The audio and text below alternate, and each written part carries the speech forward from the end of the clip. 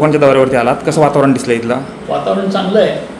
शिवसैनिकांमध्ये उत्साह तसाच कायम आहे आणि पुढे जाण्याची जिद्द आहे.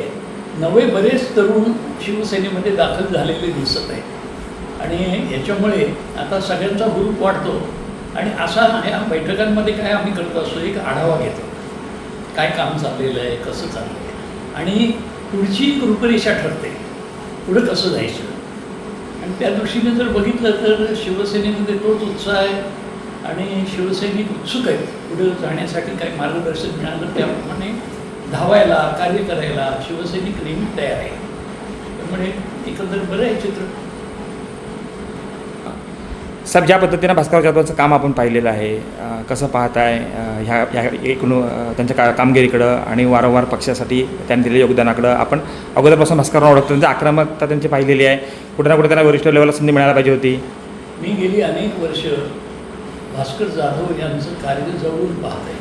मी ह्या रत्नागिरी जिल्ह्याचा संपर्क नेता होतो. त्यावेळेला अनेक दौऱ्यांमध्ये मला त्यांचं काम जवळून पाहता आलं. माझ्याबरोबर ते सहकार्य द्यायला नेहमी तयार असायचे आणि त्यामुळेच एक आक्रमक नेता की जो विधानसभेमध्ये सुद्धा आणि सभागृहाबाहेर मैदानात दोन्ही पद्धतीनं काम करायला, लढायला हा नेहमी सज्ज असतो, असा नेता शिवसेनेमध्ये आहे. याचा आम्हा सर्वांना एक अभिमान वाटतो आणि त्यांची पुढे नक्कीच जी काही प्रगती आहे किंवा जो त्यांचा उत्कर्ष आहे तो बघायला मी सुद्धा उत्सुक आहे. कशातून बघायला आवडेल?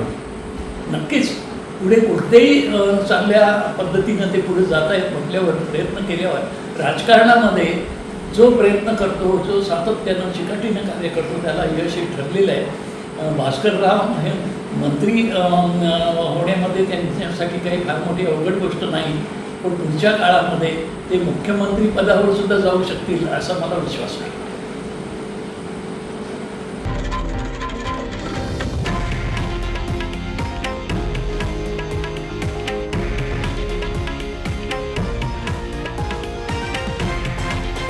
हे आहे देशातील नंबर 1 न्यूज नेटवर्क आणि आपण पाहत आहात TV9 मराठी, एकमेव.